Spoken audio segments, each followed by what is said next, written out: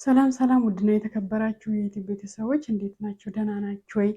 እኔ ደህና ነኝ፣ እግዚአብሔር ይመስገን። ዛሬ የሪአክሽን ቪዲዮ ይዤላችሁ የመጣሁት ደግሞ ከሀቢባ ቤት ሪከርድ አድርጌ ያመጣሁት ነው። ትምህርትም አለው መጠንቀቅ ያለብን ነገሮችም እንዲሁ ደግሞ ያው እኛ በህይወታችን በሚገጥሙን ነገሮች እንማርበታለን ብዬ ስላሰብኩኝ ወደ እናንተ ይዤው መጥቻለሁ ማለት ነው። አብራችን ቆይ በትንሽ ላሰማችሁና ሀሳብ እንሰጥበታለን። ብሩን ታዲያ ለአብድረዛቅ የከፈለው እኔ ሀቢባ መስየው መዳሙን አሰሪውን እንዳናገርለት ነው 50 ሺህ ብር የተከፈለኝ። እኔ በገንዘብ ነው ሰው ምረዳ።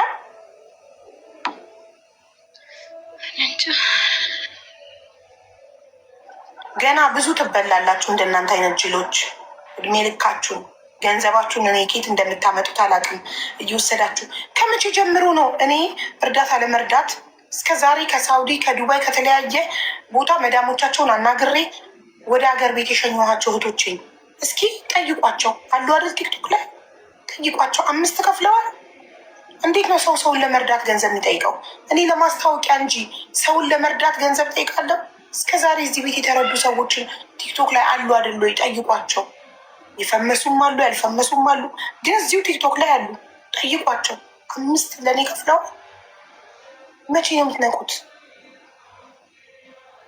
ጭራሽ ሰውየው እንዳያሳፍረው ወንድምሽም ሰውየው እንዳሳፍረው እንዳናገርለት 50 ሺህ ብር ከፈለ በቴሌግራም። አዎ እዚህ ሀገር ላይ የገጠመትን ነገር ልንገራችሁ። ልጅቷ ወንድማ ከኢትዮጵያ ወደ ዱባይ ሄዶ ነው እሱ ቋንቋ ስለማይችል እንዲያነጋግርለት ደላላ ይሁን አላቅም ፈልጋ ልጅቷ ማለት ነው። እንግዲህ በሀቢባ ስም ቴሌግራም ከፍተው ንብ ፋሚሊ ወይም ደግሞ ንብ ፋሚሊ የሚል አካውንት ብቻ 15,000 ሰብስክራይበር ያለው አካውንት አላች ሀቢባ ቴሌግራም ላይ ማለት ነው። እንድታውቁት ብዬ ነው። እንዳትበሉ ማለት ሁላችንም እንዳንበላ መጠንቀቅ ያለብን ነገር በፌመሶች ስም አካውንት እየከፈቱ ከዩቱብ ጀምረው በፌመስ ስም የሚከፍቱ አሉ። ቲክቶክም እንደዛው፣ ቴሌግራምም፣ ፌስቡክም በውስጥ መስመርም እንደዛው እኔ ሀቢባ ነኝ እኔ ምናምን ነኝ እኔ እንትና ነኝ እያሉ ገንዘብ ለማጭበርበር ብዙ የሚያጭበረብሩ የሚሰርቁ ልጆች አሉ ማለት ነው። አሁን ይቺ ልጅ ወንድሟ እንዴት እንደተበላ ልንገራችሁ። እንዴት እንደተበላ ሀቢባ የሚል አካውንት ሰርች አድርጎ ገብቶ እሷ ናት የገባችው። በቴሌግራም ገብታ እንደዚህ ክፈይ 50 ሺህ ብር ክፈይና ወንድምሽን ስራ እንፈልግለታለን ብለው ያዋራዋታል ማለት ነው። እሷ ደግሞ ወንድሟ 50 ሺህ ብር እንዲከፍል ታረጋለች። ወንድሟ ደግሞ 50 ሺህ ብር ከፈለ። ከዛ ሸመጠጧቸው የሉም ማለት ነው። አሁን ሀቢባ ጋር መታ እንደዚህ ተበላው እያለቻት ነው። ለዛውም አታውቃትም። ወንድሟ ጠቁሟት ሀቢባ የምትባል ቲክቶክ አለች ብሎ እንድትገባ አድርጓት ነው ማለት ነው። እንግዲህ በቃ ብዙ ጊዜ እውነት ለመናገር ሀቢባ ትናገራለች። እኔ ከ15,000 ሰብስክራይበር ውጭ ቴሌግራም አካውንት የለኝም፣ ገንዘባችሁ እንዳትበሉ አጭበርባሪ አለ ብላ ብዙ ጊዜ ትናገራለች። ሰምታችሁ ከሆነና በቃ ማንኛውም ነገር በውስጥ ኑ የሚሉ ሰዎች አሉ። እንደዚህ ስራ እናስቀጥራለን ወይም ደግሞ ካናዳ እንወስዳለን ወይም አሜሪካ ወይም የትም ሀገር ሊሆን ይችላል፣ በነፃ ሰርታችሁ የምትከፍሉት ምናምን እያሉ ብዙ ጊዜ አጭበርባሪዎች አሉና ስለዚህ መጠንቀቅ አለብን። እንደዛ የሚሉ በውስጥ የሚሉ ሰዎች በውስጥ ይሉና ስልክ ቁጥር አስቀምጠው ይሄዳሉ። እናንተ ስልካቸው ሴቭ አድርጋቸው ስትሄዱ ፕሮሰሱ በጣም ብዙ ነው። ሌላ ቀርቶ ከፈለው ጀምሮ ይሄን ያህል ፎሎ አድርጉ፣ ይሄን ያህል ሼር አድርጉና ይሄን ያህል ሽልማት አለን ብለው ደግሞ ያጭበረብራሉና ይሄ በውስጥ የሚባለውን ነገር ብዙ ማጭበርበር አለው። አደባባይ ላይ የማይወጡት አጭበርባሪ ስለሆኑ ነው እና መጠንቀቅ አለብን። ገንዘባችን እንዲሁ ይሄን ያህል በቀላል እንዳላመጣ ነው በቀላል ደግሞ መስጠት የለብንም። ይሄን ያህል ቀላል ነው እንዴ? ላባችን ድካማችን እንዴት ነው በቀላል ለሰው የምናስረክበው? እኔ አላቅም። እኔ እንጃ ለምን እንደሚቀልን ገንዘባችን አንዳንዶቻችን ግርም ይለኛል። እንዳው ቤት ጠብ መሰፈር አትችልም እና እዚህ ቲክቶክ ላይ ላይቭ ላይ አደባባይ ላይ ህዝብ እየሰማ ካልሆነ በስተቀር ምንም ነገር ውስጥ ለውስጥ አትሄዱ።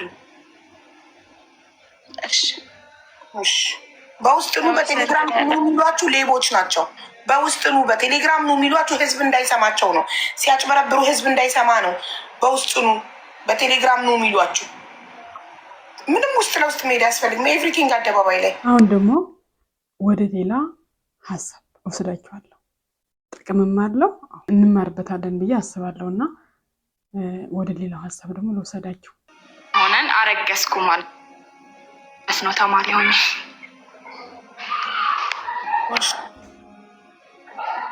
አልጠፍ ብለሽ ማታወሪ መጀመሪያ በጣም ኪሎ እያረፍሽ ነው የምታወሪው? አይ ደንግጬ ነው። ለዛ ነው እንዴ አውርቼ አላውቅም። ለዛ ነው። እሺ በስርዓት አወራለሁ። እና ከሱ ጋር አብረን እያለን በጣም ከዛ ጓደኛ ነበርን ምናምን፣ እሱም እንደኔ ተማሪ ነበረ። ከዛ 43 ኪሎ ነበርኩኝ እኔ ደግሞ ኪሎዬና እርጉዝ መሆኔን አላወቅኩኝም። ከዛ ጊዜ ከሄደ በኋላ አወቅኩኝ እርጉዝ መሆኔን። ከዛ ለቤተሰቦቼ ምናምን መናገር ፈራሁና ተደብቄ መኖር ጀመርኩኝ ጓደኞቼ ጋር፣ የሴት ጓደኞቼ ጋር ሆኜ እርጉዝ ሆንኩና እዛ አሳለፍኩኝ። ከዛ መጨረሻ ላይ ስለ እርግዝና ምናምን ስሰማ በጣም ብዙ ለመውለድ መጀመሪያ ስለሆነ ፈራሁ። ከዛ ቤት ማሳወቅ አለብኝ ለቤተሰቦቼ ተናገርኩ ማለት ነው። ከዛ ለቤተሰቦቼ ተናግሬ እነሱ ያለውበትን ምናምን አፈላልገው ተገኘሁኝ። እርጉዝ መሆኔን አወቁ። ከዛ በቃ ተነጋገሩና በቃ እንዲህ ሆኗል፣ ለቀጣዩ ልትታረሚ እፈልጋለሁ። እቺ ልጅ በመጀመሪያ ዩኒቨርሲቲ ተማሪ ነበረች። እዛ ግቢ ውስጥ ሆና ጓደኛ ነበራት። ከጓደኛዋ አረገዘች፣ ወለደች። ቤተሰቦቿ ተደበቀች። በመጨረሻ መውለጃዋ ሰዓት ስደርስ ቤተሰቦቿን ተናገረች። ቤተሰቦቿን ተቀበሏት። ኦኬ፣ ይህ አሁን የሚያስተምረው ነገር ምንድን ነው? ወደ ሚዲያ ስንመጣ ወይም እንዲህ ከኔ የተማረው አይዶን ነው አላቅም። ይሄ አሁን ትምህርት አለው? እስቲ እናንተ ንገሩኝ። አንዳንዴ የቤተሰብ ምክር መስማት ጥሩ ነው፣ አንዳንዴ ደግሞ በጣም ይጎዳል። ለምን? ትዳር ውስጥ ስንገባ ቤተሰብ አይደለም የሚመራልን፣ ቤተሰብ አይደለም የሚቃጠልልን፣ የሚደሰትልንም። ሁሉም ነገሩ እኛንን ኃላፊነት የምንወስደው ከገባን በኋላ። ከመግባታችን በፊት እንዲህ አድርግ እንዲሆን፣ አዎ ጥሩ ነው። ቤተሰብ የፈቀደው ቢሆንና መርቆ ቢደረን ደስ ይላል። ግን ደግሞ ቤተሰቦቻችን ማሳመን፣ እኛ የምንፈልገው ትዳር ደስተኛ የምንሆንበት ብለን ያመንነው ትዳር ከሆነ ቤተሰቦቻችን ማሳመን መቻል አለብን። ቤተሰቦቻችን መርቀው እንዲዶሩን ማድረግ መቻል አለብን።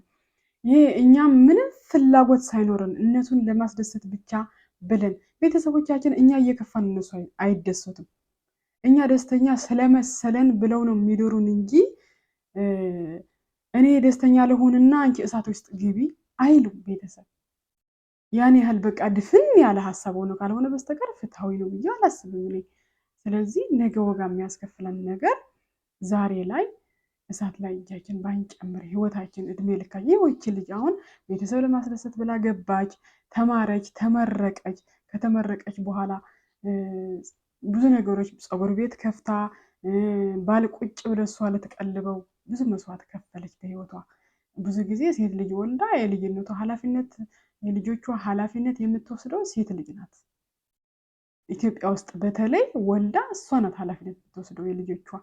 ይህንን እያወቅን ከመግባታችን በፊት እንዳው መጠንቀቅ በቻልነው አቅም፣ እውነት ለመናገር ፈጣሪ ጠብቀን ነው፣ ግን እኛ በቻልነው መጠን ከምንችለው በላይ መጠንቀቅ አለብን።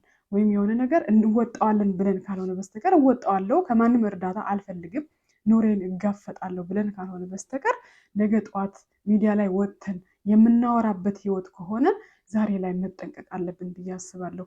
ሲቀጥል ደግሞ እንዳው ገበናችን አንዳንዴ አስተማሪ ታሪክና ገበና በጣም የተለያዩ ናቸው። ሰው ከኔ ምን ያተርፋል፣ እኔ ታሪክ ብነግረው ከኔ ምን ይማራል ብለን መሆን አለበት ሚዲያ ላይ ወጥተን የምናገረው። አሁን ይቺ ልጅ እንዳለ ገመና ነው የተናገረችው። እንዲህ አደረገኝ፣ እንዲህ አሉኝ፣ እንዲህ አደረኩ፣ በቃ ይኸው ነው። የቤተሰቦቿ የባሏ ብዙ ገመና ነው ያወራል። መጨረሻ ላይ ወደ አረብ ሀገር ሄዳለሁ፣ ፀጉር ቤት ሜክአፕ አርቲስት ተመርቅ ያለው ነው ምንድነው ሰርች ያለው ነው የምትለው ልጅቷ መጨረሻ ላይ ማለት ነው። ግን ያ መሆኑ ካልቀረ ከሰው እገዛ ማንፈልግ ከሆነ ይህ የገንዘብ እርዳታ የማያስፈልገንም ከሆነ ሚዲያ ላይ ወጥቶ ማውራቱ ለምን አስፈለገ? አጠገባችን ሰው ጠፍቶ ነው ወይ ማለት? ያስተምራል ብለን ካሰብን ደግሞ ተለማምደን ሰው ሀሳቡን ሲያጋራ ከምን ጀምሮ እስከምን ድረስ ነው?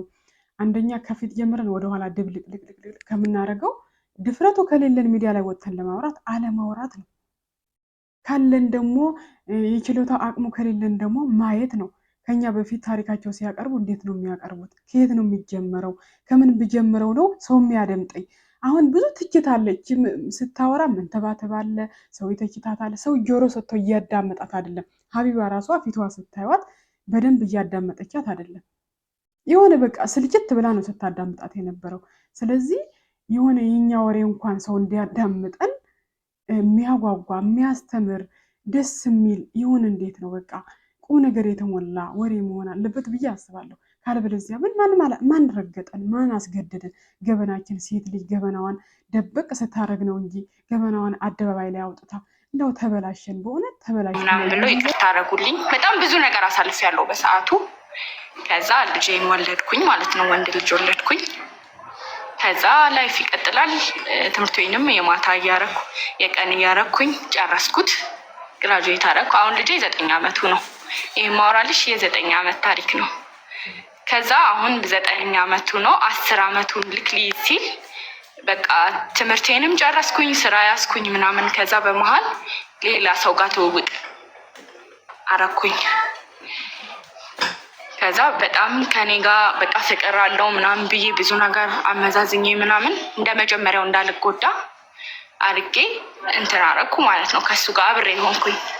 ከዛ ተጋባን፣ ሽማግሌ ላከ ምናምን፣ ተጋባን፣ አብረን መኖር ጀመርን። ከዛ በመሀል እርጉዝ ሆንኩኝ አሁንም ማለት ነው። ከዛ በቃ ተጋብተን አብረን እሱም ስራ አለው እኔም ስራ አለኝ፣ እየሰራን ምናምን እየኖርን በመሀል ቤት ደረሰው እኮ። ሰው ማድመጥ ግን በጣም ትዕግስት ይፈትናል። ታውቃላችሁ፣ እኔ እንጃ ከባድ ነው። እኔ ሀቢባን አደንቃታለሁ። የ9 ወር እርጉዝ ሁና የሰው ህመም ማዳመጥ በጣም ከባድ ነው እና የተሰጠው ነው ብዬ ነው የማስበው። እሷና አሌክስ ኢትዮጵያ የምታውቁት ከሆነ እሱም በጣም ይደንቀኛል። በጣም ነው የሚያዳምጠው እና እኔ አደንቃቸዋለሁ። የሰው ህመም የሚያደምጥ ሰው፣ ታግሶ አድምጦ መፍትሄ እገዛ የሚሰጥ ሰው እኔ በጣም አደንቃለሁ። በእውነት ነው የምላችሁ እና ሰላማችሁ ይብዛ ነው የምለው እኔ። ሁላችሁም አድማጮችም ተባረኩ።